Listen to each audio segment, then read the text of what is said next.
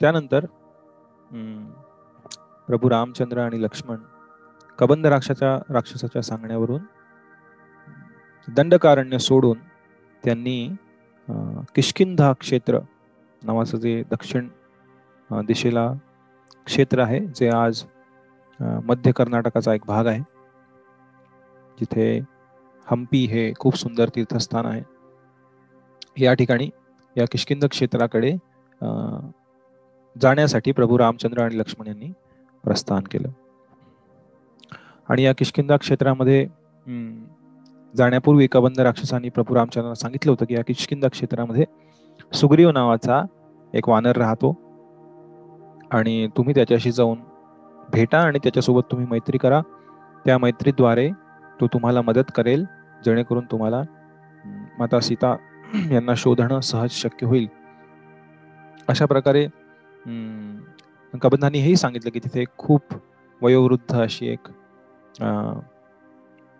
तुमची भक्त जिचं नाव शबरी आहे, ती तिथे वास करत आहे, तुमची वाट पाहत आहे, तुम्ही तिला जाऊन भेटा आणि तिचाही उद्धार करा.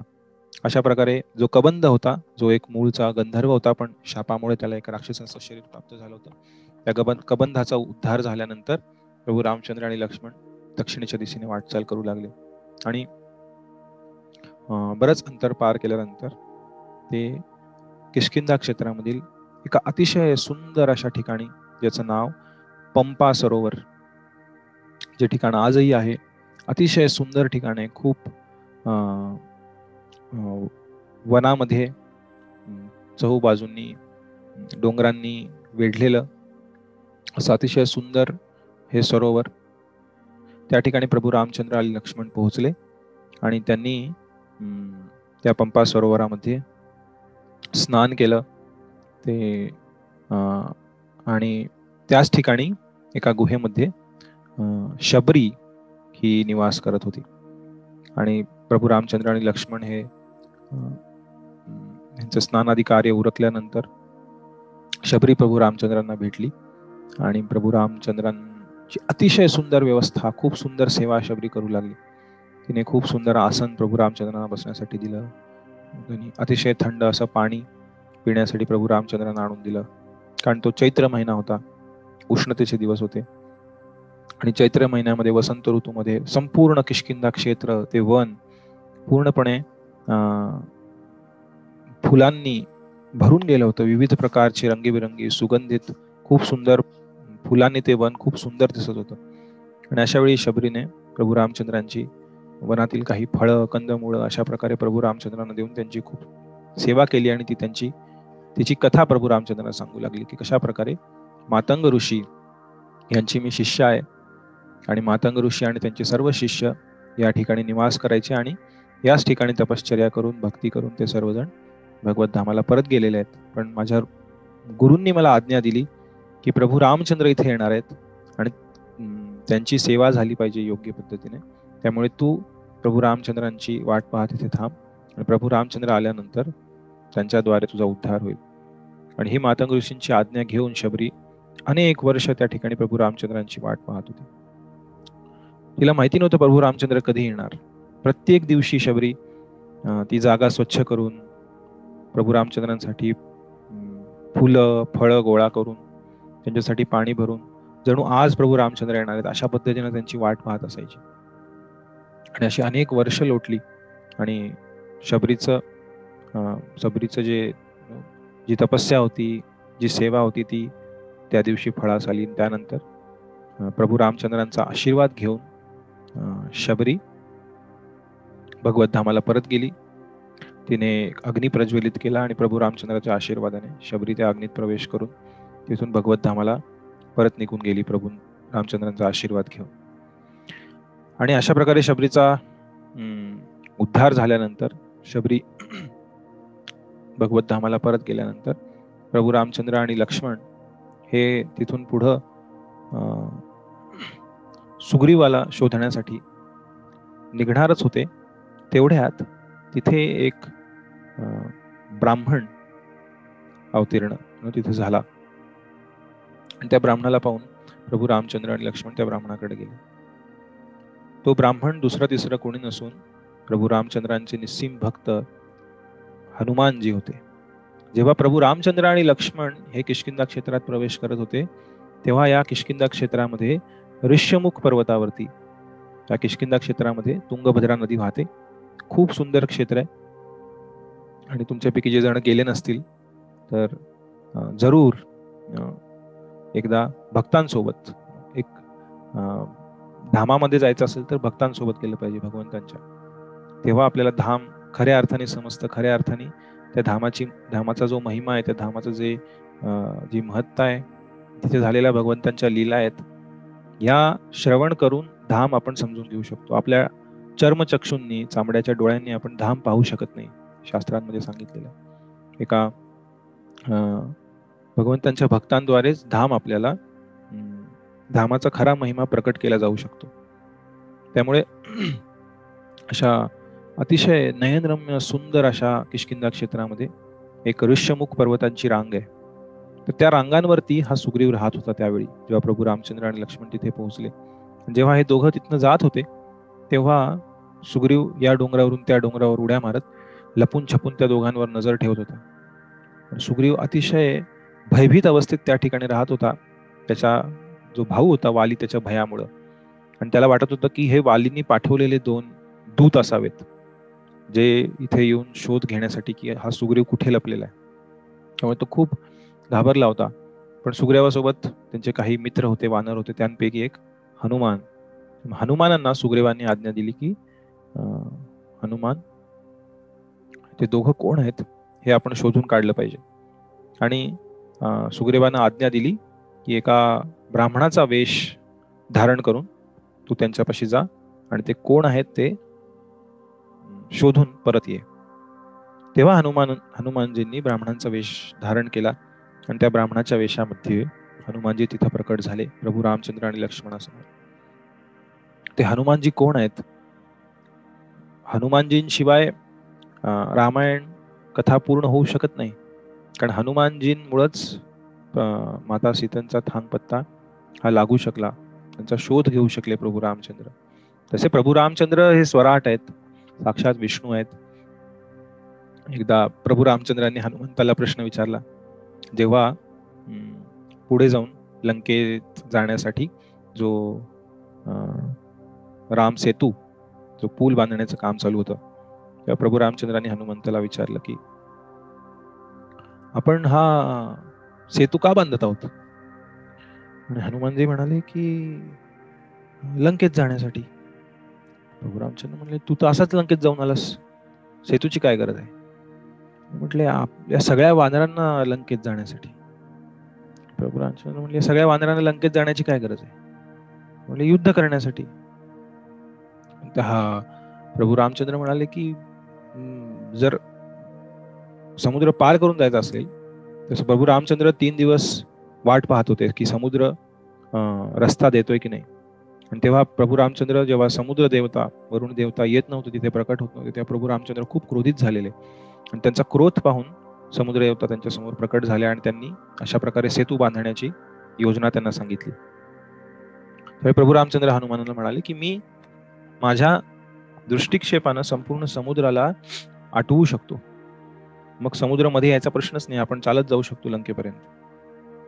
हनुमान म्हटले, बरोबर आहे, मग एवढा आपण कष्ट का करतोय? एवढा मोठा सेतू, एवढे दिवस, 15 दिवस जवळपास सेतू बांधण्याचं काम चालू होतं.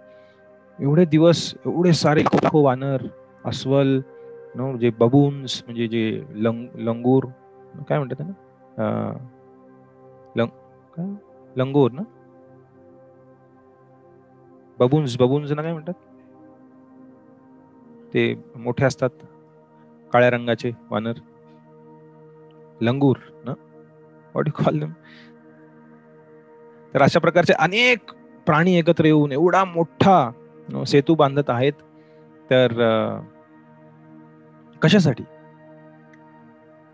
तेव्हा हनुमंतांना समजलं कशासाठी आपण हा सेतू बांधतोय. आणि ते प्रभू रामचंद्रांना म्हणाले की आम्हा सर्वांना तुमच्या सेवेत लावण्यासाठी.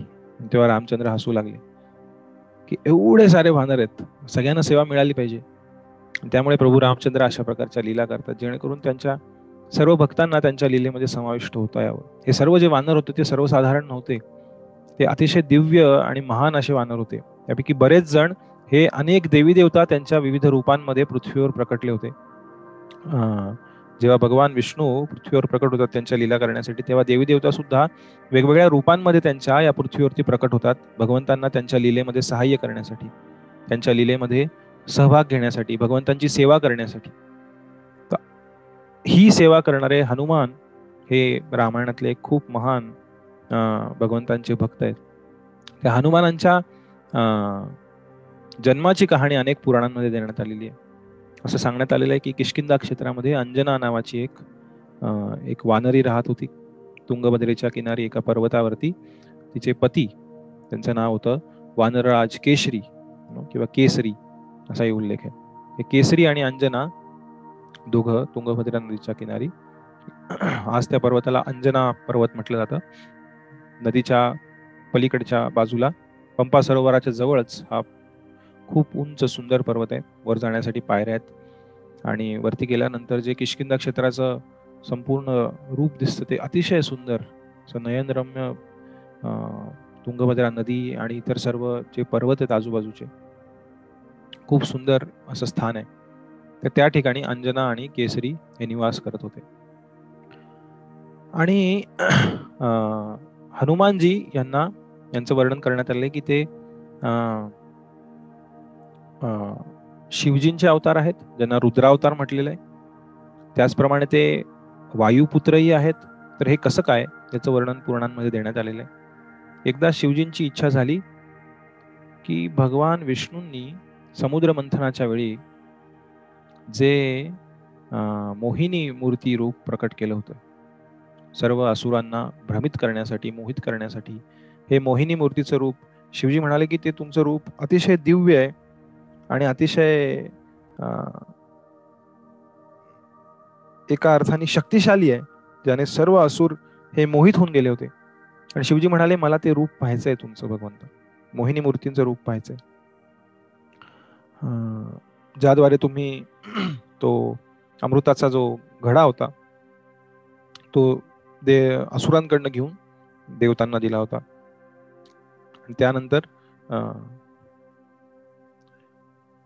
त्याच मोहिनी मूर्तीने सुदर्शन चक्र प्रकट करून राहूचा वध केला होता आणि नंतर चतुर्भुज रूप दाखवून सर्वांना दर्शन देऊन मोहिनी मूर्ती तिथनं अंतर्धान झाले होते. तर भगवान विष्णू म्हणाले शिवजींना की खरंच तुम्हाला हे रूप पाहायचंय? शिवजी म्हणाले हो हो मला पाहायचंय. भगवंत म्हणले खरंच, आर यू शुअर? शिवजी म्हणाले हो. आणि मग तेव्हा भगवंतांनी मोहिनी मूर्तींचं रूप शिवजींना दाखवलं. आणि जेव्हा शिवजींसमोर हे रूप प्रकट झालं तेव्हा ते रूप पाहून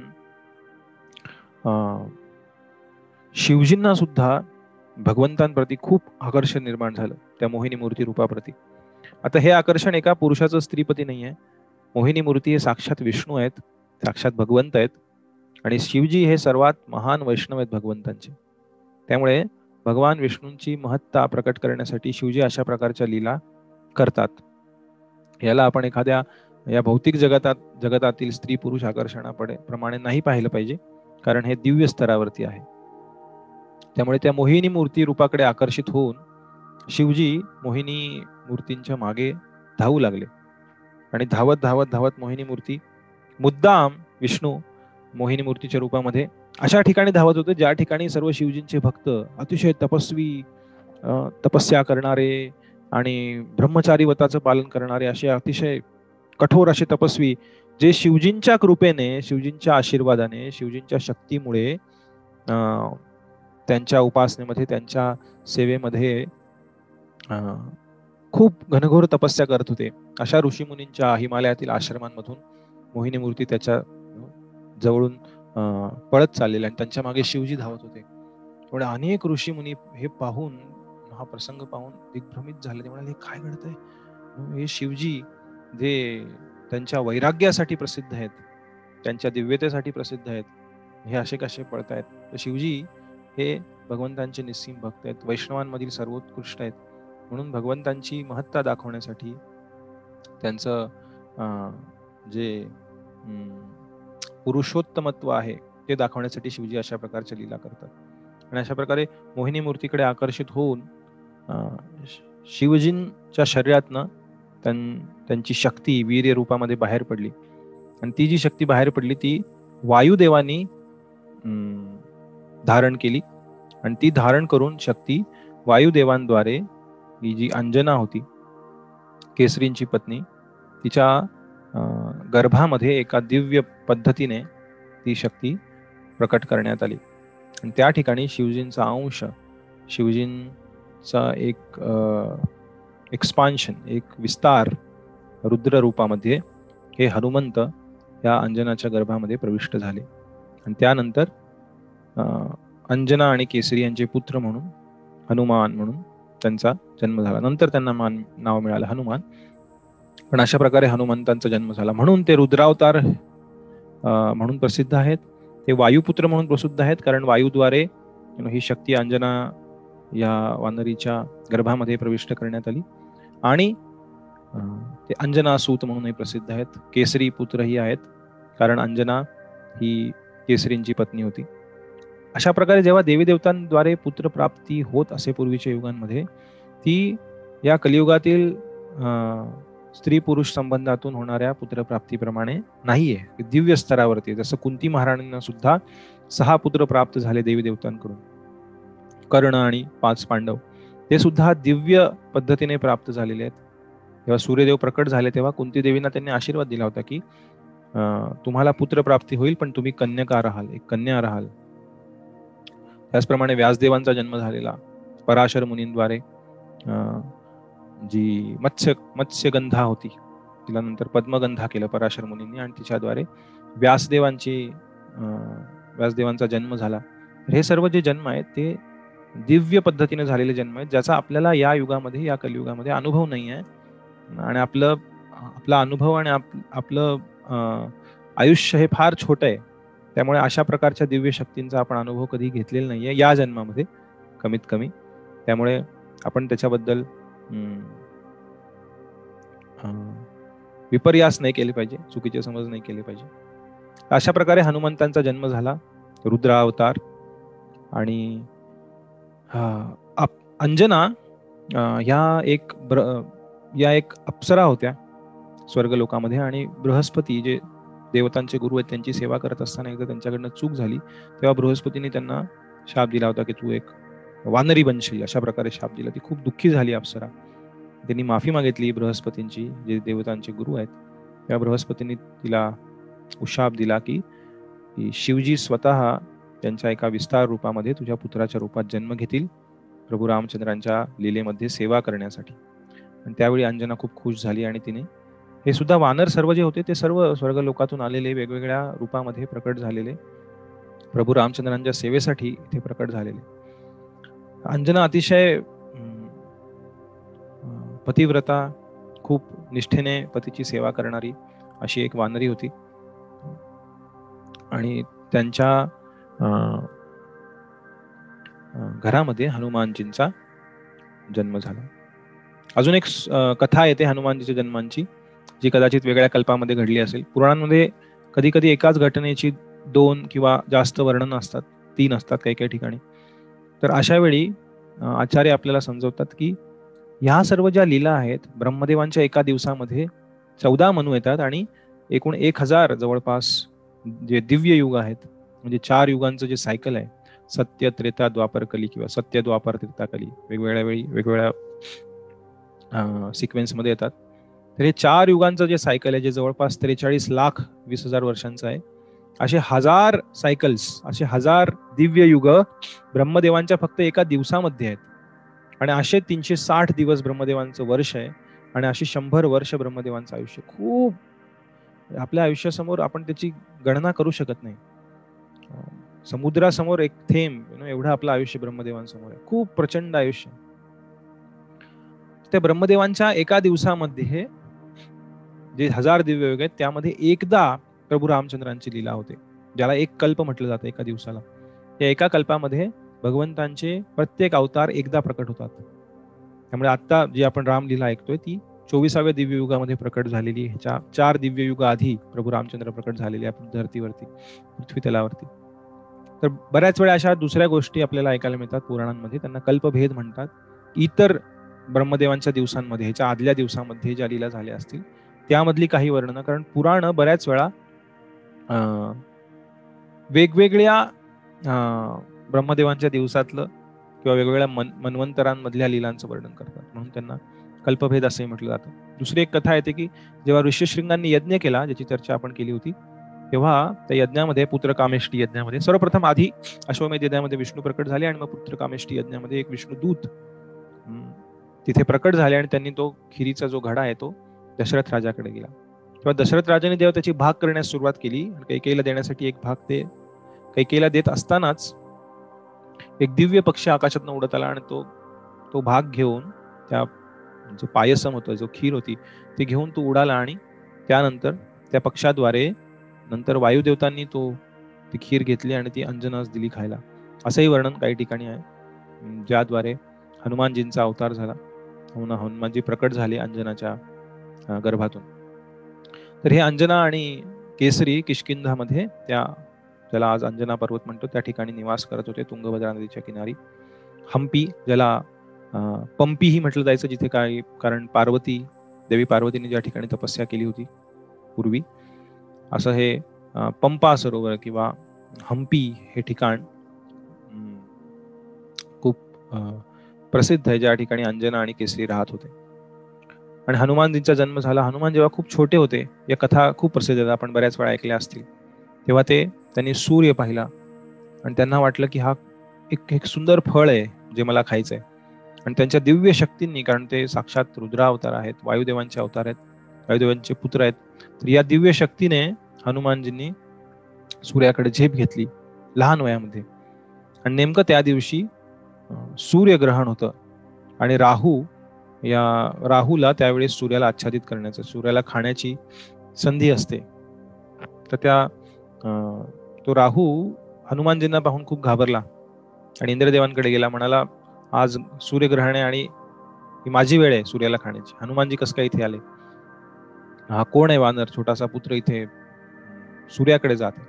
ते पाहून इंद्रदेव तिथे प्रकट झाले ऐरावतावरती बसून, आणि राहू पण आला त्यांना दाखवायला, बघा हा येतो. त्याला पाहून परत हनुमानजी राहूच्या दिशेने ओढू लागले आणि राहू खूप भयभीत झाला आणि तिथनं पळून गेला. त्यानंतर हनुमानजींना वाटलं ऐरावत हा किती सुंदर फळ आहे, पांढरं पांढरं शुभ्र असं छान फळ आहे. मग ऐरावताकडे हनुमानजींनी धाव घेतली. त्यामुळे ऐरावत खूप घाबरला आणि इंद्रदेव हे सर्व पाहून खूप क्रोधित झाले आणि इंद्रदेवांनी त्यांचं वज्र हनुमानजींवरती वज्राद्वारे आक्रमण केलं. आणि त्या वज्राचा आघात हनुमानजींच्या मुखावरती झाल्यामुळे हनुमानजी बेशुद्ध पडले. आणि बेशुद्ध पडल्यानंतर वायुदेव खूप क्रोधित झाले आणि वायुदेवांनी संपूर्ण ब्रह्मांडाचा जो वायू आहे, ज्याद्वारे आपलं शरीर चालतं, ज्याला प्राणवायू म्हणतात, 5 प्रकारचे वायू आहेत आपल्या शरीरामध्ये, तर या सर्व वायूंचं छलविचल जे काही चलन वलन आहे ते पूर्ण थांबवून टाकलं. आणि ते थांबवून टाकल्यामुळे सर्व ब्रह्मांडातील सर्व जीवांचे श्वास गुदमरायला लागले, देवी देवतांचे श्वास गुदमरायला लागले. ते पाहून सर्व देवी देवता या इंद्रदेवांकडे आल्या, ब्रह्मदेवांकडे गेल्या, त्यांनी त्यांना प्रार्थना केली. ब्रह्मदेव म्हणाले, तुम्ही त्यांच्यावरती का आक्रमण केलं? तेव्हा सर्व देवी देवतांनी जाऊन वायुदेवांची माफी मागितली आणि ब्रह्मदेवांनी त्यांच्या कमंडलूतील दिव्य जलाद्वारे हनुमंताला परत जागृत केलं आणि ब्रह्मदेवांनी हनुमंताला आशीर्वाद दिले. ब्रह्मदेव म्हणाले, तुम्हाला जर माफी मागायची असेल सर्वजण हनुमंताला, या वायुदेवांच्या पुत्राला वरदान द्या. ब्रह्मदेवांनी हनुमंताला वरदान दिलं की जोपर्यंत मी जिवंत आहे तोपर्यंत तुम्ही जिवंत राहाल. त्यामुळे हनुमानजी हे चिरंजीव आहेत.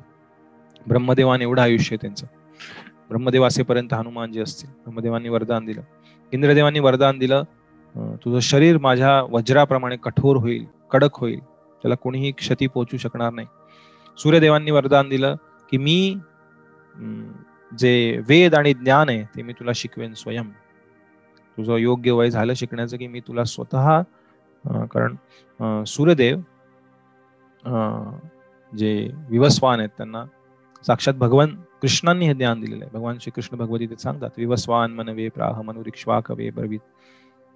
अशा प्रकारे सूर्यदेवांकडनं ज्ञान प्राप्त झालं हनुमंताला. नंतर वरुण देव जे जलदेवता आहेत त्या म्हणाल्या की कुठल्याही पाण्याच्या स्रोतापासून किंवा कुठल्याही पाण्याच्या, ज्याला वॉटर बॉडी म्हणतात, कुठल्याही तलाव किंवा एखादा समुद्र, नदी यांच्यात तुम्हाला कधीही धोका उत्पन्न होणार नाही. यमराज तिथे आले. यमराज म्हणाले की कधीही माझ्या लोकाला तुम्हाला यावं लागणार नाही, कधीही माझ्याद्वारे तुम्हाला शिक्षा केली जाणार नाही आणि तुम्ही कधीही कुठल्याही रोगाला बळी पडणार नाही. शिवजींनी आशीर्वाद दिले की कुणाच्याही हाते तुमचा मृत्यू होणार नाही. विष्णू साक्षात तिथे प्रकट झाले आणि म्हणाले तू माझा सर्वात महान भक्त बनशील. अग्निदेव प्रकट झाले आणि अग्निदेव म्हणाले की अग्नीद्वारे कधीही कुठलाही त्रास तुला होऊ शकत नाही. त्यामुळे जेव्हा लंका दहन झालं तेव्हा अग्निदेवांच्या या आशीर्वादामुळे हनुमानजीला काही त्रास नाही झाला आणि माता सीता ही प्रार्थना करत होत्या अग्निदेवांना की त्यांना कुठलाही इजा होऊ देऊ नये. त्यानंतर विश्वकर्मा प्रकट झाले, जे आर्किटेक्ट आहेत देवी देवतांचे, ज्यांच्याद्वारे शस्त्रास्त्र बनवले जातात. जसं शिवधनुष्य आपण चर्चा केली ते विश्वकर्माद्वारे बनवलं गेलं. विश्वकर्मा म्हणाले की सर्व शस्त्र अस्त्रांपासून तुमचं नेहमी संरक्षण होईल, कशाहीद्वारे तुम्हाला नुकसान पोहोचवलं जाऊ शकणार नाही. अश्विनी कुमार प्रकट झाले, ते म्हणाले तुम्ही कधीही आजारी पडणार नाही. आणि अशा प्रकारे अनेक वरदान प्राप्त झाले. आणि ते वरदान प्राप्त झाल्यानंतर ते बाल हनुमान जे होते छोटेसे, ते खूप जास्त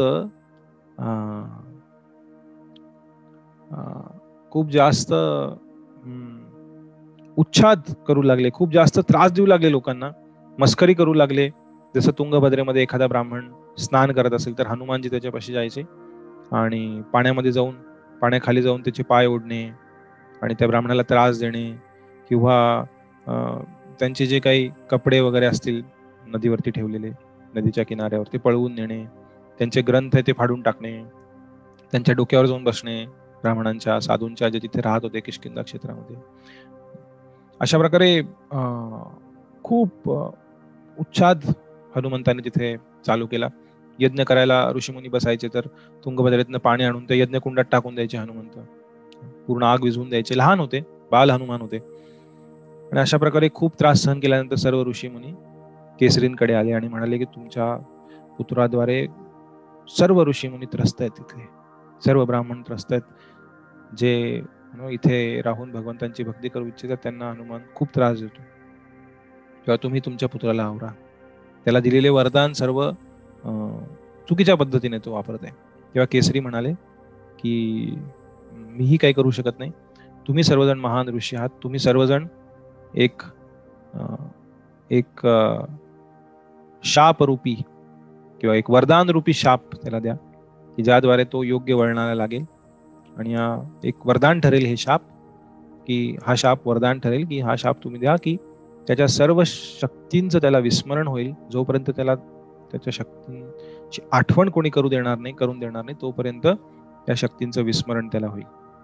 आणि सर्व ऋषीमुनी अशा प्रकारे हनुमंतांना शाप दिला की जोपर्यंत कोणी शक्तींचं स्मरण करून देणार नाही तोपर्यंत ती शक्ती आठवणार नाही, जी सर्व देवी देवतांनी दिलेल्या शक्ती आहेत, जी रुद्रावताराची शक्ती आहे. आणि मग हनुमंत सर्व शक्ती विसरले आणि अतिशय सोज्वळ साध्या स्वभावामध्ये ते वर्तन करू लागले. आणि त्यांचे योग्य वय झाल्यानंतर केसरींनी हनुमंतांना सूर्यदेवांकडे शिक्षणासाठी पाठवले. सूर्यदेव म्हणाले मी तर नेहमी फिरत असतो, मी एका ठिकाणी बसत नाही. हनुमंत म्हणाले मी तुमच्या समोर उभा राहून तुमच्याच वेगाने उलटा चालत जाईन आणि तुम्ही मला शिकवा. आणि अशा प्रकारे सूर्यदेवांसमोर हनुमंत उलट्या दिशेने चालत चालत त्यांनी सूर्यदेवांकडनं ज्ञान प्राप्त केलं. आणि सूर्यदेवांना त्यांचं शिक्षण झाल्यानंतर हनुमानजींनी विचारलं की तुम्हाला काय गुरुदक्षिणा हवी आहे. तेव्हा सूर्यदेव म्हणाले माझा पुत्र सुग्रीव हा इथे किष्किंधा क्षेत्रामध्ये राहतो, माझी अशी इच्छा आहे की तू नेहमी सुग्रीवासोबत राहा आणि सुग्रीवाची साथ दे, ही माझी इच्छा आहे, कधीही सुग्रीवाची साथ सोडू नकोस. आणि अशा प्रकारे हनुमानजी त्यानंतर नेहमी सुग्रीवासोबत राहत होते. आणि हनुमानजी प्रभू रामचंद्रांसमोर प्रकट झाले एका ब्राह्मणाच्या रूपामध्ये सुग्रीवाच्या सांगण्यामुळे. आणि प्रकट झाल्यानंतर प्रभू रामचंद्र त्या ब्राह्मणांना म्हणाले की आम्ही सुग्रीवाच्या शोधात आहोत. तेव्हा ते ब्राह्मणाच्या रूपामध्ये जे हनुमंत आले होते ते हनुमंत प्रभू रामचंद्र आणि लक्ष्मण यांना निरखून पाहत होते की ते कोण आहेत, कशासाठी इथं आलेले आहेत. आणि हनुमंतांनी त्यांना विचारलं की मी एक ब्राह्मण आहे, मी या ठिकाणी राहतो, तर आपण कोण आहात? कारण सुग्रीवाने त्यांना सांगितलं होतं. तेव्हा प्रभू रामचंद्र आणि लक्ष्मण बोलू लागले हनुमंतांशी की हे राम आहेत, दशरथ महाराजांचे पुत्र आहेत, मी त्यांचा लहान भाऊ लक्ष्मण आहे. आणि त्यांनी संपूर्ण कथा, सीताहरणाची वगैरे सर्व कथा हनुमंतांना सांगितली. आणि जेव्हा हनुमंतांनी ही सर्व कथा ऐकली आणि त्यांना समजलं की हे प्रभू रामचंद्र आहेत, तेव्हा हनुमंताला खूप वाईट वाटलं, खूप लज्जित झाले हनुमंत. आणि त्यांनी प्रभू रामचंद्रांचे चरण धरले. ते म्हणाले की हे भगवंता, हे कसं शक्य झालं? मी नेहमी तुमच्या नावाचा जप करतोय, मी नेहमी तुमच्या येण्याची वाट पाहतोय, आणि आज तो पवित्र दिवस आहे जेव्हा मी स्वयं आपल्या समोर इथे उभा आहे, तुम्ही माझ्यासमोर प्रकट झालेले आहेत आणि मी तुम्हाला ओळखू नाही शकलो. हे दुर्भाग्य, हे कसं काय झालं? असं म्हटल्यानंतर प्रभू रामचंद्र हनुमंतांना म्हणाले की ज्या इच्छेद्वारे एखादा भक्त माझ्याकडे येतो त्याचप्रमाणे मी त्याच्याशी आदान प्रदान करतो. जसं भगवान श्रीकृष्ण भगवद्गीतेत सांगतात, ये यथा माम प्रपद्यन्ते तांस तथैव भजाम्यहम. ज्या प्रकारे तुम्ही भगवंतांकडे जाल त्याप्रमाणे भगवंत आपल्याशी आदान प्रदान करतील. प्रभू रामचंद्र म्हणाले, तू तुझं रूप लपवून आलास म्हणून तू मला समजू शकला नाहीस. जेव्हा हनुमानजी प्रभू रामचंद्रांचे चरण त्यांनी पकडले, त्या क्षणी त्यांच्या शक्तीद्वारे जे ब्राह्मणाचं रूप त्यांनी धारण करत होते ते गळून पडलं आणि हनुमानजी त्यांच्या मूळ रूपामध्ये प्रभू रामचंद्रांसमोर प्रकट झाले. प्रभू रामचंद्रांनी त्यांना उठवलं आणि हनुमानजी त्यांना म्हणाले की सुग्रीव हा खूप कष्टामध्ये आहे, खूप वाईट परिस्थितीमध्ये आहे, भयभीत परिस्थितीमध्ये आहे, पण माझी खात्री आहे की माता सीता यांचा शोध घेण्यासाठी सुग्रीव तुम्हाला नक्की मदत करेल. कारण सुग्रीवांचे सर्व वानरांशी आणि सर्वांशी खूप चांगले संबंध आहेत, ज्यांच्याद्वारे आपण खूप वेगवान पद्धतीने सीता मातांचा शोध घेऊ शकतो. अशा प्रकारे त्यांची चर्चा झाल्यानंतर हनुमंतांनी त्यांच्या शक्तीद्वारे त्यांचं मोठं रूप प्रकट केलं आणि प्रभू रामचंद्र आणि लक्ष्मणांना सांगितलं की तुम्ही माझ्या पाठीवर बसा, आपण इथनं सुग्रीवाकडे जाऊ. तेव्हा प्रभू रामचंद्र आणि लक्ष्मण यांना घेऊन तिथनं मोठ्या उड्या मारत हनुमानजी ऋष्यमुख पर्वतावरती आले. तिथून जवळच आहे पंपा सरोवरापासून ऋष्यमुख पर्वत. त्यानंतर हनुमानजी ऋष्यमुख पर्वतावरती आले आणि सुग्रीव आणि प्रभू रामचंद्र आणि लक्ष्मण यांची भेट तिथे घडून आली. त्या भेटीमध्ये अनेक वार्तालाप झाले. प्रभू रामचंद्रांनी त्यांची पूर्ण कथा सुग्रीवाला सांगितली, सुग्रीवाने त्याची कथा प्रभू रामचंद्रांना सांगितली आणि त्यानंतर तिथे प्रभू रामचंद्र आणि सुग्रीव यांच्यामध्ये एक मैत्रीचा करार किंवा एक प्रेममयी अशी मैत्री, करार म्हणण्यापेक्षा एक दृढ मैत्री तिथे प्रस्थापित झाली, जिथे प्रभू रामचंद्र सुग्रीवांना म्हणाले की तुझा ज्यात आनंद आहे त्यात माझा आनंद असेल, तुझ्या दुःखामध्ये माझं दुःख आहे. सुग्रीव प्रभू रामचंद्रांना म्हणाला, तुमच्या आनंदामध्ये माझा आनंद असेल आणि तुमच्या दुःखामध्ये माझं दुःख असेल. आणि सुग्रीव त्याची कहाणी प्रभू रामचंद्रांना सांगू लागला की कशा प्रकारे तो आणि वाली त्याचा भाऊ हे खूप सुखासमाधाने आणि आनंदाने एकत्र राहत होते. तेव्हा अचानक एकदा एक मय नावाचा दानव या किष्किंधा क्षेत्रामध्ये आला आणि तो सगळ्यांना त्रास देऊ लागला. तेव्हा वाली जो खूप शक्तिशाली होता, काही ठिकाणी पुराणांमध्ये वालीच्या शक्तीचं वर्णन आहे. वाली हा खूप शक्तिशाली होता, रावणापेक्षाही जास्त शक्तिशाली होता. एकदा रावण आला होता, कोण आहे हा वाली, किती शक्तिशाली आहे ते पाहण्यासाठी. तेव्हा असं वर्णन आहे की वाली एवढा शक्तिशाली होता की तो ते वानर म्हणजे असं नाही समजलं पाहिजे, पण ते वानर म्हणजे आपण जी जंगलामध्ये माकडं वगैरे पाहतो त्याप्रमाणे नाही, हे दिव्य वानर होती. आणि वाली त्याच्यात त्रिसंध्या होत्या, 3 संध्यांच्या वेळी जी गायत्री केली जाते, संध्या केली जाते, ती संध्या करायचा वाली. सकाळच्या संध्येच्या वेळी, दुपारच्या संध्याच्या वेळी आणि संध्याकाळची 3 संध्या असतात. जेव्हा रात्र दिवसामध्ये बदलते तेव्हा पहाटेची संध्या म्हणतात.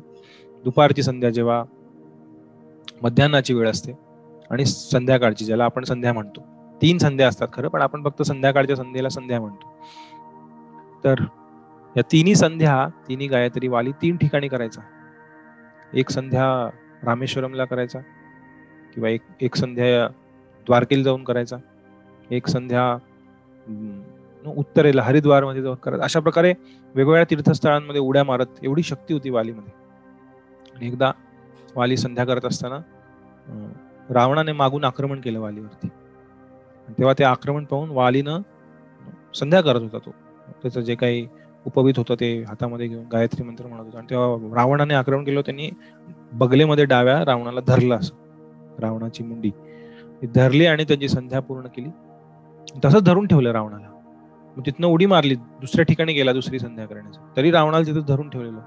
रावण सोडवण्याचा प्रयत्न करतोय वालीच्या दबावामध्ये, पण रावणाला काही ते शक्य झालं नाही. अशा प्रकारे दिवसभर रावणाला धरून ठेवलेलं वालीने.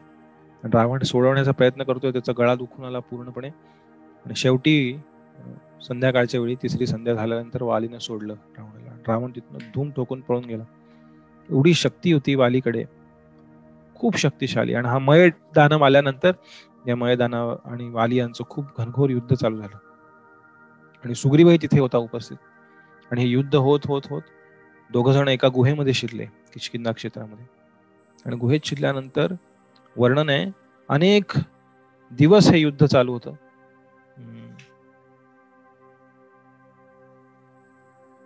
वर्णन आहे, मी एका ठिकाणी आम्ही जेव्हा हम्पी यात्रेला गेलो होतो तेव्हाचे काही नोट्स मला सापडले काल, जिथे आम्ही हम्पी किष्किंधा क्षेत्रामधल्या लीलांचं वर्णन केलं होतं 3-4 वर्षांपूर्वी. एक्झॅक्ट वर्ष आठवत नाही, किती दिवस युद्ध चालू होतं. अनेक दिवस युद्ध, एक वर्ष वाली आणि हा मायावी दानव, मय नाव काही ठिकाणी मायावी नाव आहे त्याचं. तर या दानवासोबत वालीचं युद्ध 1 वर्ष त्या गुहेमध्ये चालू होतं. आणि सुग्रीव त्या गुहेच्या बाहेर उभा होता. आणि 1 वर्षानंतर खूप महाभयानक आवाज त्या गुहेमधनं बाहेर येऊ लागला. आणि त्या गुहेच्या दरवाज्यातनं एक रक्ताचा पाठ वाहू लागला. आणि असे फेसाळलेलं असं रक्त सगळं त्या गुहेतनं बाहेर येऊ लागलं. ते पाहून सुग्रीव खूप भयभीत झाला. सुग्रीवाला वाटलं वाली मारला गेला आणि आता हा दानव बाहेर येणार आणि माझ्याकडे तर एवढी शक्ती नाही वालीसारखी, तो मला मारून टाकणार. त्यामुळे भयभीत होऊन सुग्रीवानं एक भला मोठा असा एक पाषाण मोठा एक दगड घेऊन त्या गुहेचं दार बंद करून टाकलं. त्या गुहेचं दार बंद करून त्याने विचार केला तो दानव आतमध्ये अडकून बसेल, आणि त्या दाराला पूर्णपणे घट्टपणे दाबून बसून सुग्रीव परत खूप दुःखी होऊन त्यांच्या राजवाड्यात परत आला, जिथे ते सर्वजण राहत होते. तिथे आल्यानंतर ती दुःखद बातमी सगळीकडे पसरली की वालीसारखा महान शक्तिशाली वानर मारला गेला. आणि तिथले सर्व जे मंत्री वगैरे होते ज्या किष्किंधा राज्याचे, त्या मंत्र्यांनी सुग्रीवाला सांगितलं की आता अराजक आहे, राजा नाही आहे, कोणीतरी राजा असला पाहिजे, त्यामुळे तुझा राज्याभिषेक आम्ही करू. आणि मग सुग्रीवाला किष्किंधाचा राजा म्हणून राज्याभिषेक करण्यात आला. आणि वानरांच्या पद्धतीनुसार वालीची जी पत्नी आहे तारा, ती सुग्रीवाची पत्नी बनली. ही अशा पद्धतीचं संबंध वानरांच्या नियमांप्रमाणे योग्य आहेत. ते मनुष्यांसाठी योग्य नाहीत, पण वानरांच्या संस्कृतीमध्ये ते योग्य होतं. तेव्हा सुग्रीव तिथे राज्य करू लागला. पण काहीच दिवसात झालं होतं उलट. मारला गेला होता राक्षस, तो दानव मायावी, आणि वालीने खूप त्याच्या शक्तीने जोरदार ते सर्व जे काही गुहेच्या तोंडाशी लावलेले दगड ते फोडून वाली बाहेर आला. आणि अतिशय क्रोधाने पूर्ण वेडापिसा होऊन तो त्या राजवाड्यात आला तिथे. आणि त्याने सुग्रीव वालीला पाहून खूप खुश झाला. आणि वाली द्वेषाने सुग्रीवाकडे येत होता. आणि सुग्रीव खूप खुश झाला, तो उभा राहिला आणि वालीच्या स्वागतासाठी म्हणाला तू जिवंत आहेस, किती आमच्यासाठी आनंदाची गोष्ट आहे. आणि वाली खूप रागामध्ये नाटक करतो. सुग्रीवाला घेतलं, काहीही बोलू दिलं नाही सुग्रीवाला, आणि त्याला मारायला सुरुवात केली. आणि जोरदार सुग्रीव त्याच्या पाया पडतोय, म्हणतोय अरे मी नाही केलं, मला माहिती नव्हतं. खूप समजवण्याचा प्रयत्न केला सुग्रीवानी, पण वाली ऐकायला तयार नव्हता. सुग्रीवाने त्याच्या डोक्यावरचा मुकुट काढून वालीच्या पायाशी ठेवला. तो विनवण्या करू लागला वालीला, वाली मला मारू नकोस. पण वाली काही ऐकायला तयार नाही. तो म्हटला, तू मला मारण्यासाठी तू हे कारस्थान केले. अशा प्रकारे जोर जोरात सुग्रीवाला वाली मारूला. सुग्रीव त्याचा जीव मुठीत घेऊन तिथनं पळाला आणि वाली त्याच्या मागे धावत सुटला. सुग्रीव सगळीकडे पळत होता. पूर्ण पृथ्वीवर इकडे तिथे जाईल तिथे वाली त्याला शोधण्यासाठी दूत पाठवत होता. आणि अशा प्रकारे त्याचा जीव वाचवण्यासाठी सुग्रीव धावत धावत धावत धावत शेवटी त्याच किष्किंधा क्षेत्रामध्ये एका ठिकाणी आला, जिथे त्याला नंतर माहिती समजली की या ठिकाणी वाली येऊ शकत नाही आणि त्या वालीचा कोणी दूतही येऊ शकत नाही जवळ. त्यामुळेच हनुमानजी म्हटले होते की वालीचा दूत येऊ नाही शकणार, सुग्रीवाला म्हणाले होते जेव्हा राम आणि लक्ष्मण आले तेव्हा. पण सुग्रीवाला भीती वाटत होती खूप, जाऊन पाहून ये हनुमंताला म्हणाले. तर या ऋषीमुख पर्वताची कहाणी आहे. तिथे मातंग ऋषी राहत होते, जे शबरीचे गुरु होते. तर ते मातंग ऋषी एकदा यज्ञ करत होते आणि वाली महाभयानक शक्तिशाली होता. जिथे एक दुंदुभी नावाचा एक राक्षस एका बैलाच्या रूपामध्ये आला होता आणि त्याचा वध वालीने केला होता काही वर्ष आधी, या मायावी दानवाच्या आधी. आणि त्या बैलाचा वध केल्यानंतर बैल रूपामध्ये एका काय म्हणतात त्याला याक तशा रूपामध्ये तो आला होता राक्षस. त्याचा वध केल्यानंतर खूप गर्वाने वालीने त्याचं असं रक्तरंजित झालेलं पूर्ण ते शरीर त्या राक्षसाचं उचललं आणि ते फेकलं दूर. त्याचं वर्णन आहे की 4 मील दूर जाऊन ते पडलं. पण ते शरीर त्या राक्षसाचं, त्या दुंदुभीचं शरीर जेव्हा हवेतनं उडत चाललं होतं तेव्हा त्यातनं ते रक्ताचे थेंब सर्व, त्या रक्ताचा सडा जणू भयंकर राक्षस होता. तो रक्ताचा सडा ह्या मातंग ऋषींच्या आश्रमावरती पडला. त्यांचा पूर्ण आश्रमातील सर्व यज्ञस्थळी वगैरे सर्व गोष्टी अपवित्र झाल्या त्या रक्तामुळे. आणि ते पाहून मातंग ऋषी जिथे यज्ञ करत होते ते खूप क्रोधित झाले आणि ते म्हणाले, ज्याने हे कार्य केलं असेल तो यापुढं जर माझ्या आश्रमाच्या जवळ जरी आला तरी तो भस्मसात होऊन मरून जाईल. अशा प्रकारे मातंग ऋषींनी वालीला शाप दिला. आणि जर त्याचा एकही त्या व्यक्तीच्या वतीने जरी कुणी या ठिकाणी आलं तरी तोही व्यक्ती या ठिकाणी मृत्यूस प्राप्त होईल. अशा प्रकारे शाप मातंग ऋषींनी दिला. त्यामुळं वाली हा शाप जाणत होता आणि अतिशय भयभीत होऊन वाली कधीही त्या पर्वता रांगावरती आला नाही, ऋषीमुख पर्वतांच्या, जिथे मातंग ऋषी राहत होते. आजही मातंग ऋषींचा आश्रम आहे तिथे, या पर्वत रांगांवरती उंच डोंगराच्या वरती माथ्यावरती मातंग ऋषींचं मंदिर आहे. खूप सुंदर मंदिर आहे, तिथे जाऊन वरती चढून जावं लागतं. त्यामुळे वाली कधी तिथे आला नाही आणि त्यामुळे सुग्रीवाला लपण्यासाठी संपूर्ण पृथ्वीवरती एकच जागा होती जिथे वाली येऊ शकत नव्हता आणि सुग्रीव तिथे राहत होता.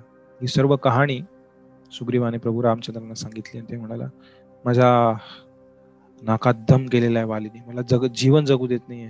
आणि आता माझ्या पत्नीला हडप केलंय त्यांनी. रुमा वाली सुग्रीवाची पत्नी होती, वालीची पत्नी तारा होती. तर रुमालाही हडप केलेलं आहे. रुमालाही बळजबरीने तो स्वतःची पत्नी म्हणून घोषित केला आणि तिथे राहतोय मी जिवंत असताना.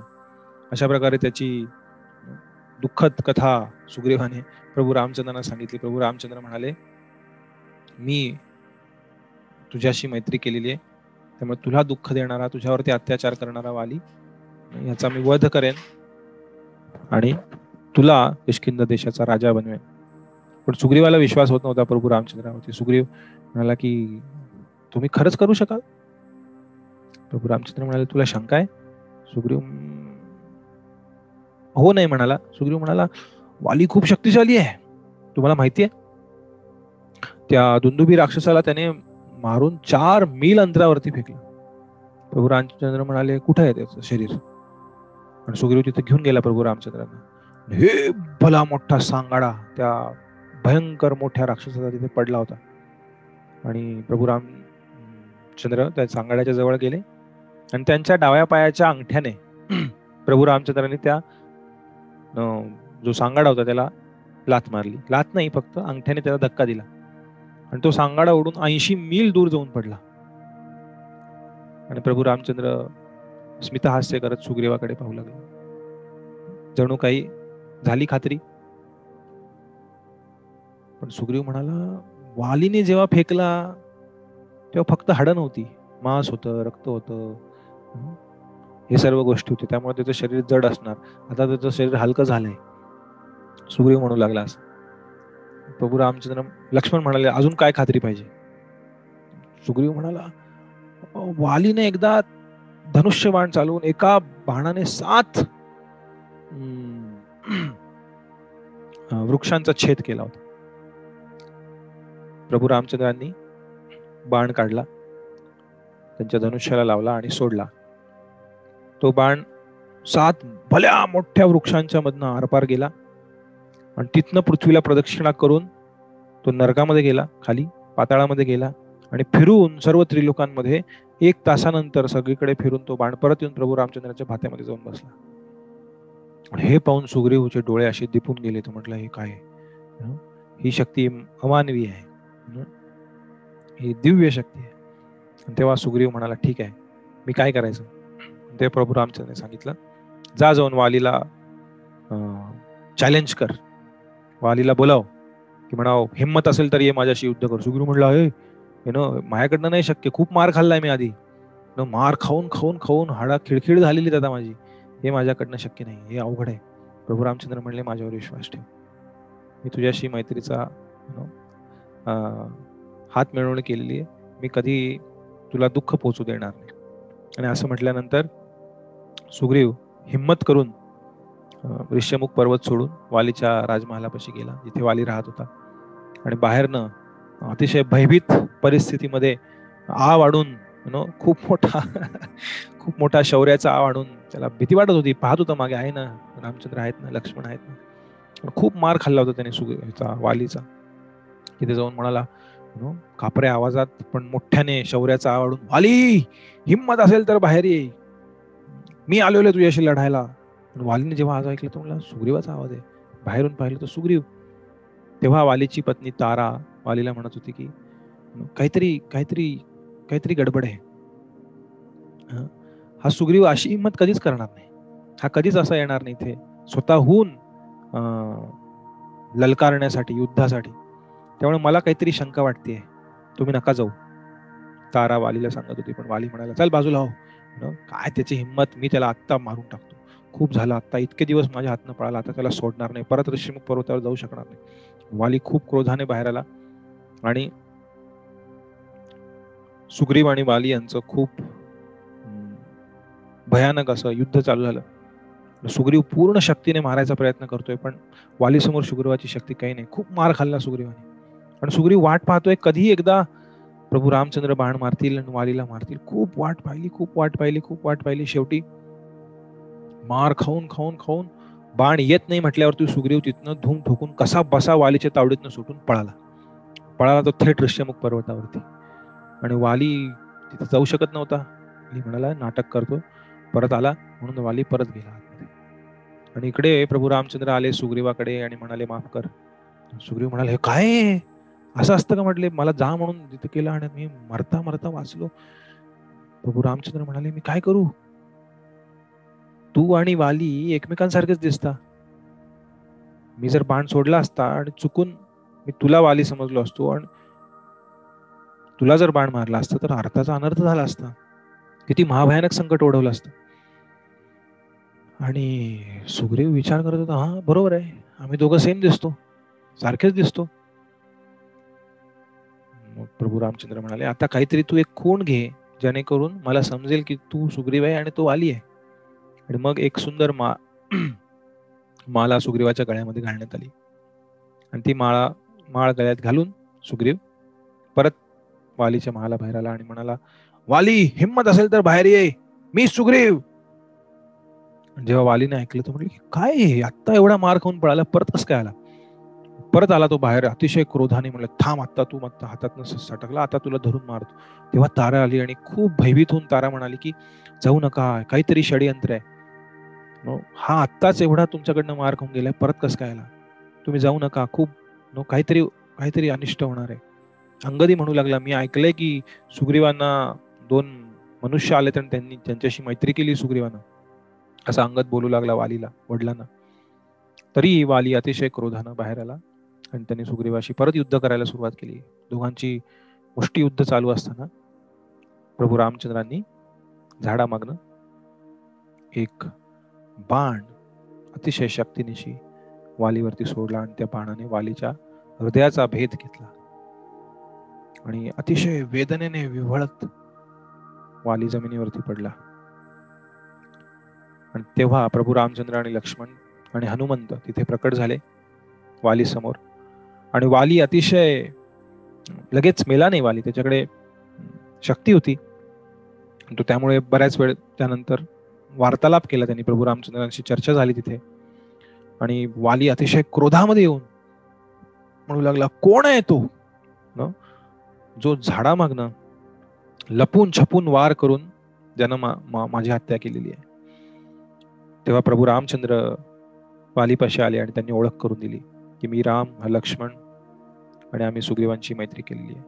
वाली म्हणाला, दशरथ राजाचा पुत्र, तर महान क्षत्रिय आहेत तुम्ही, तुमच्याकडनं असं भ्याडपणाचं कृत्य कसं काय झालं? तुम्ही झाडामागून माझ्यावरती कसं काय हल्ला केला? तुम्ही तर धर्माचं पालन करणारे, तुम्ही तर दयाळू कृपाळू म्हणून प्रसिद्ध आहेत, पण तुम्ही हे अतिशय निंदनीय असं कृत्य केलेलं आहे माझ्यावरती, असं झाडामागनं बाण चालवून. क्षत्रिय असा कधीही झाडामागनं बाण चालवणार नाही. आणि तुमचं आणि माझं काय शत्रुत्व आहे? तुम्ही माझ्यावरती का आक्रमण केलं? मी कधी तुम्हाला काही त्रास दिलेला नाहीये, मी कधी तुमच्या राज्यावरती आक्रमण केलेलं नाहीये, तुम्ही माझ्यावरती कसं काय असं आक्रमण केलं?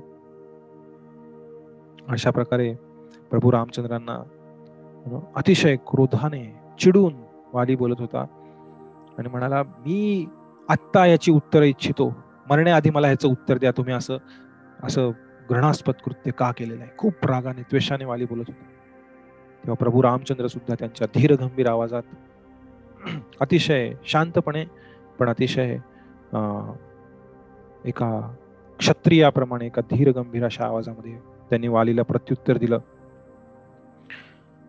ते म्हणाले, वाली, ज्याप्रमाणे तू हे सर्व वादविवाद करत आहेस त्यावरनं हे दिसून येतं की तू अतिशय निर्बुद्ध आहेस, तुला ज्ञान नाहीये, तू तुझ्या शक्तीमुळे मदांध झालेला आहेस, तुला गर्व झालेला आहे. सर्वप्रथम वानर किंवा जे मर्कट आहेत ते निसर्गतःच खूप खोडकर असतात आणि त्यात तुला एवढी शक्ती प्राप्त झाल्यामुळे तुझं मन हे पूर्णपणे विचलित झालेलं आहे आणि तुला तुझ्या शक्तीचा खूप गर्व चढलेला आहे. संपूर्ण पृथ्वी ही इक्ष्वाकू राजांद्वारे तिच्यावरती राज्य केलं जातं. राजा दशरथ हे संपूर्ण पृथ्वीवर राज्य करत होते. मी त्या राज्यातनं आलेलो आहे. जसं त्यानंतर हस्तिनापूर हे संपूर्ण पृथ्वीचं एक सम्राटाचं राज्य होतं, त्याचप्रमाणे त्यावेळेस इक्ष्वाकू राज्यातनं म्हणजे अयोध्येतनं संपूर्ण, जसं अश्वमेध यज्ञ केला, अश्वमेध यज्ञ तोच राजा करू शकतो जो संपूर्ण पृथ्वीवरती राज्य करतोय. पृथ्वीवरती राज्य करतोय याचा अर्थ इतर राज्य अस्तित्वात नाही असं नाहीये, इतर राज्यही अस्तित्वात आहेत, पण ते त्याचे मांडलिक या रूपाने कार्य करतात. जसं जेव्हा मुघल सुद्धा राज्य करत होते, त्यांची सल्तनत दिल्लीमध्ये होती, पण त्याच सोबत इतर अनेक ठिकाणी छोटे छोटे राज्य होते, पण ते त्यांचे मांडलिक म्हणून कार्य करत होते. त्याचप्रमाणे प्रभू रामचंद्र म्हणाले की इक्ष्वाकू कुळ हे संपूर्ण पृथ्वीवरती राज्य करत आहे आणि इक्ष्वाकू राजांना संपूर्ण पृथ्वीवरती अधिकार आहे. मी जरी वनवासात असलो तरी मी वानप्रस्थ नाही आहे, मी क्षत्रिय आहे. त्यामुळे मी या राज्याचं प्रतिनिधित्व करतो, इक्ष्वाकू राज्याचं. त्यामुळे संपूर्ण पृथ्वीवर जिथं कुठं अन्याय घडतोय, जिथं कुठं अत्याचार घडतोय एखाद्या व्यक्तीवरती, तिथं न्याय घडवून देणं हे माझं कर्तव्य, एक इक्ष्वाकू राजाचा प्रतिनिधी याद्वारे. त्यामुळे माझ्या कार्यांचा जाब विचारण्यापेक्षा तुझ्या कार्यांचा जाब स्वतःला विचार. ज्या प्रकारे तू सुग्रीवावर अत्याचार केलायस, त्याच्या पत्नीला हिरावून घेतलेस, त्याला जीवे मारण्याचा अतोनात प्रयत्न केला इतक्या वेळा, अशा पापमय कृत्यांनी तुझ्या कामवासनेने आणि तुझ्या लोभाने आणि गर्वाने तू अंधळा झालेला होतास. आणि सुग्रीवाच्या पत्नीला रुमाला तू बलोत्पादितपणे स्वतःची राणी म्हणून घोषित केलं आणि स्वतःची पत्नी म्हणून तिला तू अत्याचार केलास तिच्यावरती. त्यामुळे अशा प्रकारे बंधू जिवंत असताना बंधूच्या पत्नीवरती, जरी तुमच्या वानर कुळामध्ये हे नियम असले की जर बंधूचा मृत्यू झाला तर स्वतःच्या भावाच्या पत्नी म्हणून स्वीकार केला जावा, पण तुझा भाऊ जिवंत असताना तू अशा प्रकारे अत्याचार करून त्याच्या पत्नीवरती तू खूप पापी असं कार्य केलेस, त्यामुळे या सर्व अत्याचाराचे फळ म्हणून तुला ही शिक्षा प्राप्त झालेली आहे. असं म्हटल्यानंतर, या सर्व गोष्टी आठवून दिल्यानंतर वाली खूप शर्मिंदा झाला, खूप लज्जित झाला आणि तो अतिशय नम्रपणे त्याचा सर्व गर्व सोडून प्रभू रामचंद्रांच्या बाणाने त्याचं हृदय शुद्ध झालं त्या ठिकाणी, आणि त्याचा प्रभू रामचंद्रांच्या बोलण्यातनं सुद्धा त्याचा सर्व गर्व हरण झालं. आणि त्या ठिकाणी वाली अतिशय लज्जित होऊन प्रभू रामचंद्रांची माफी मागू लागला, सुग्रीवाची माफी मागू लागला. आणि तो सुग्रीवाला उद्देशून म्हणाला की तू राजा हो किष्किंधाचा, आणि कृपया अंगद आणि तारा यांच्यावरती अत्याचार करू नकोस, जसा मी तुझ्या पत्नीवरती केला. ताराला तू स्वतःची पत्नी म्हणून स्वीकार कर आणि अंगदाला तुझ्या पुत्राप्रमाणे वागणूक दे. अशा प्रकारे वालीने सुग्रीवाला विनंती केली आणि अतिशय नम्र भावाने, अतिशय दुःखित मनाने, डोळ्यातनं अश्रुधारा वाहत त्याने सुग्रीवाची माफी मागितली.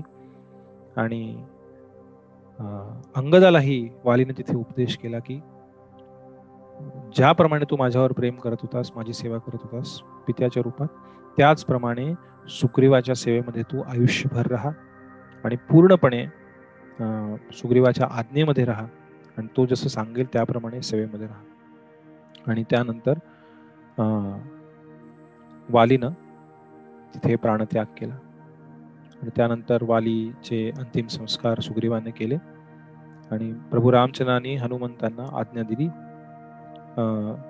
की सुग्रीवाचा आपण किष्किंधाचे राजा म्हणून राज्याभिषेक करणार. तेव्हा लक्ष्मण आणि हनुमान यांनी सुग्रीवाचा अभिषेक केला. आजही ती जागा आहे हम्पी या ठिकाणी, जिथे कोदंडराम मंदिर आहे नदीच्या किनारी, तुंगभद्रा नदीच्या किनाऱ्यावर. तिथे ती जागा आहे जिथे सुग्रीवाचा राज्याभिषेक करण्यात आला लक्ष्मण आणि हनुमंतांद्वारे.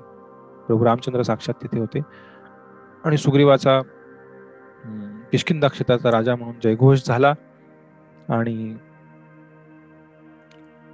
चातुर्मास्याला सुरुवात झाली. वर्षा ऋतू आला आणि पाऊस कोसळू लागला खूप मोठ्या प्रमाणावरती. आणि पूर्वीच्या काळी जेव्हा चातुर्मास्याचे जे महिने असायचे 4, त्या वेळेस जे काही वनवासी असायचे, ऋषी असायचे किंवा इतरही लोक ह्या काळामध्ये प्रवास करणं टाळायचे. एक समाज संस्कृती होती.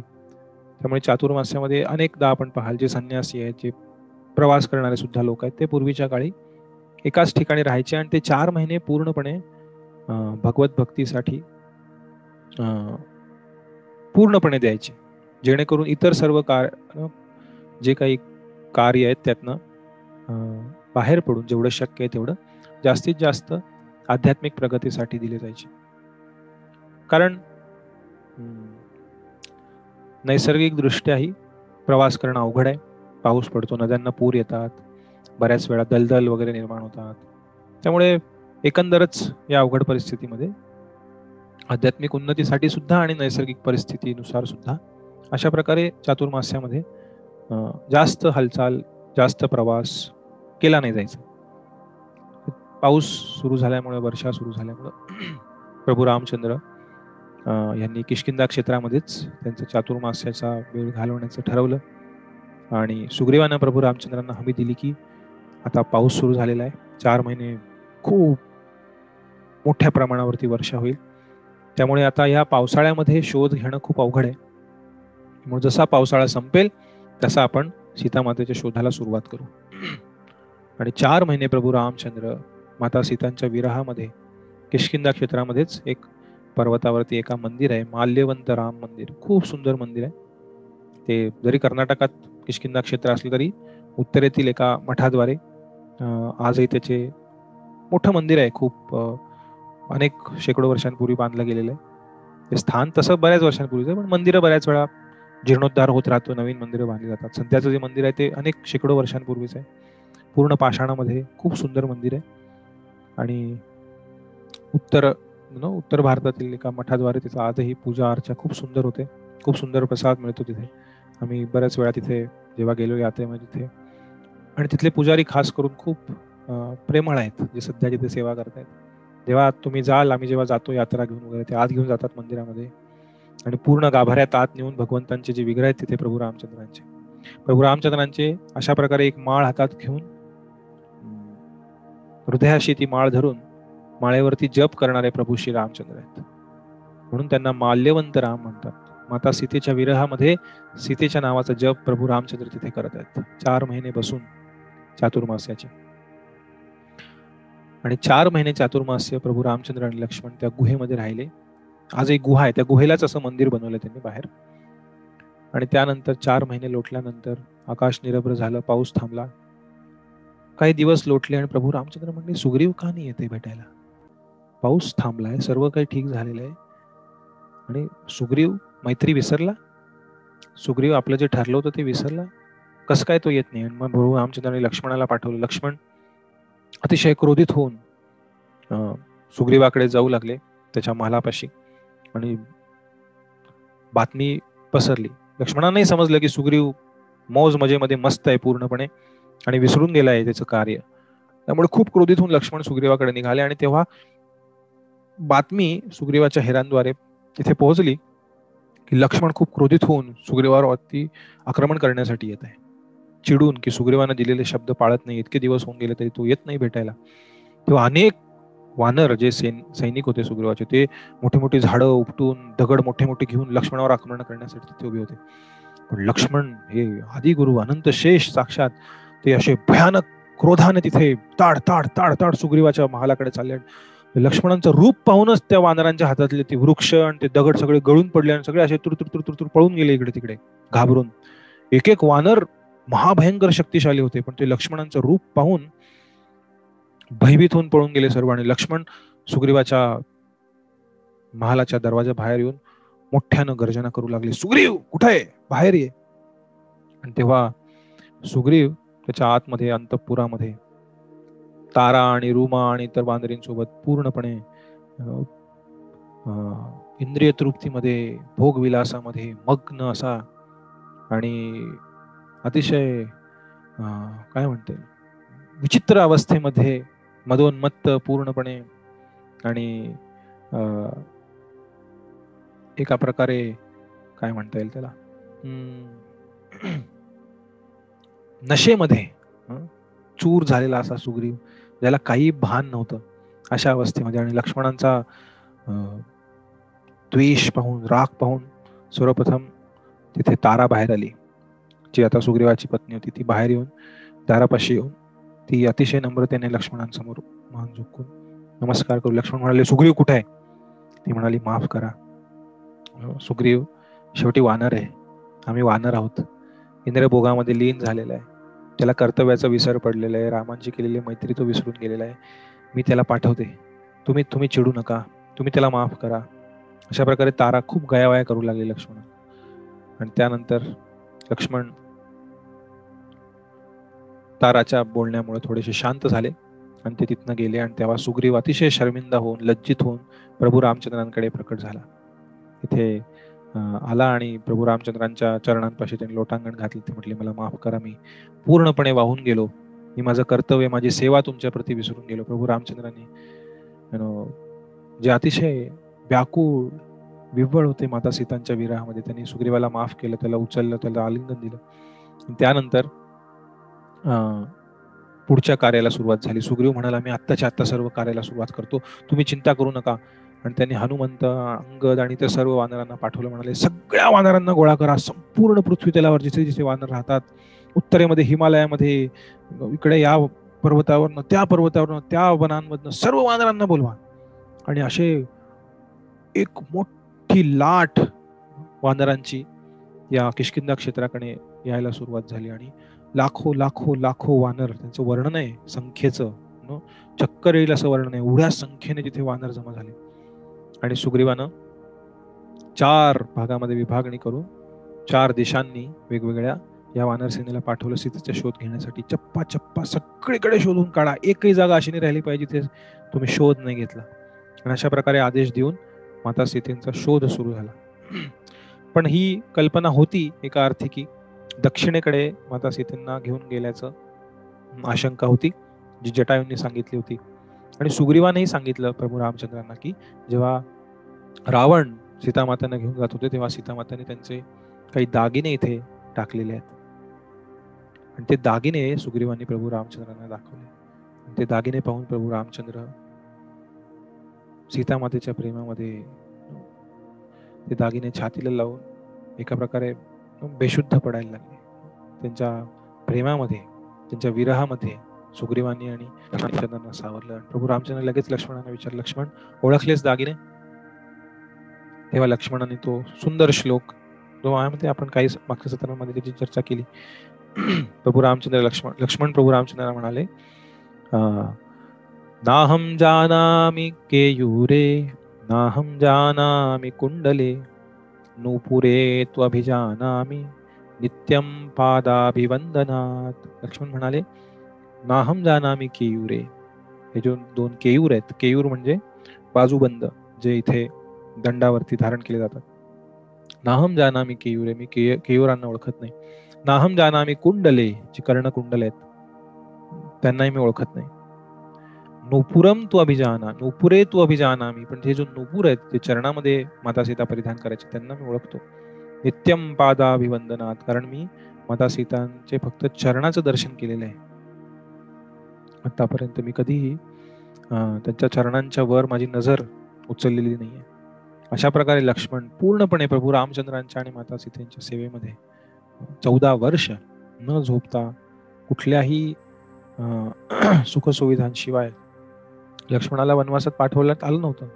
माता सीतेला वनवासात पाठवण्यात आलं नव्हतं, पण प्रभू रामचंद्रांच्या सेवेसाठी हे वनवासात आले होते. त्यानंतर प्रभू रामचंद्रांनी दक्षिणेकडे जाणारी जो ग्रुप होता, ज्यामध्ये अंगद, जांबवान, हनुमान, नल, नील आदी वानर होते, तेव्हा प्रभू रामचंद्र हनुमंतांकडे येऊन म्हणाले की माझी खात्री आहे की तू सीतेला शोधून काढशील. आणि प्रभू रामचंद्रांनी त्यांच्या बोटांमधील अंगठी काढून हनुमंतांकडे दिली आणि म्हणाले, जेव्हा सीतेला भेटशील तेव्हा ही अंगठी तिला दाखव, त्यामुळे तिची खात्री पटेल की तू खरंच प्रभू रामचंद्रांचा दूत आहेस. आणि हनुमंत अतिशय नम्रपणे खूप उत्साहाने त्यांनी ती अंगठी घेतली आणि ती स्वतःकडे सांभाळून ठेवली. आणि ही दक्षिणेची जी टीम होती ते सर्वजण दक्षिणेत येत येत येत येत येत येत रामेश्वरम पाशी येऊन पोहोचले, समुद्राच्या किनारी. तर इथून पुढे कसं जाणार, कुठे जाणार असा विचार करत असताना तिथे एक खूप मोठा पक्षी गिधाड तिथे प्रकट झाला आणि त्यांच्यापाशी एका वनामधनं तो चालत चालत आला. उडत नव्हता, तो चालत आला उड्या मारत.